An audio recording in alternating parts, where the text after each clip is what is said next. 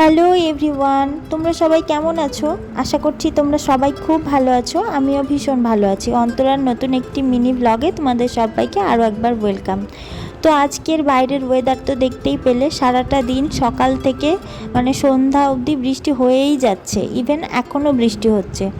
তো মেঘ করেছিল আকাশে, আর আমার বাবা বলল যেহেতু বাইরে আজকে বৃষ্টি হচ্ছে তো আজকে যেন খিচুড়ি রান্না করা হয়।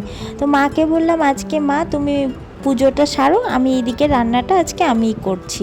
মা সমস্ত সবজি টবজি কেটেই দিয়েছিল আমাকে, আমি শুধু রান্নাটা করেছি। তো এখানে সব রকমের সবজি দিয়ে একটা তরকারি করছি, এটাকে লাবড়া বলে। অনেকে এই পাঁচ তরকারি বা অনেক রকম নামেই ডাকে, কিন্তু আমরা এটাকে লাবড়াই বলে থাকি। তো খিচুড়ির সাথে না এই সবজিটা খুব ভালো খেতে হয়। তো এই তো আমার রান্না বান্না সমস্ত কিছু কমপ্লিট। এবার চলো তোমাদের দেখাই কি কি রান্না হলো।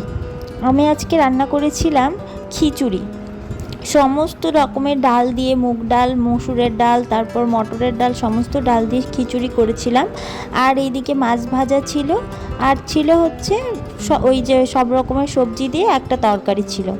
তো এরপর রান্না টান্না করে আর সালাদ, টমেটো, লেবু, শসা এগুলো তো থাকবেই। তো তারপরে একটু বিকেল হলো, এই সময় আমি আর মা গেলাম একটু ছাদে ঘুরতে। যেহেতু বৃষ্টি হচ্ছিল তাই আমি ছাতাটা নিয়েছি, কিন্তু আজকে আমি বৃষ্টিতে ভিজেছি। ওটাই মা বলছিল যে দুপুরে বৃষ্টিতে এরকম ভিজে এখন ছাতা নিয়ে এসছে ছাদে, অথচ এখন বৃষ্টি পড়ছে না। এগুলো নিয়েই মা আর আমি মজা করছিলাম।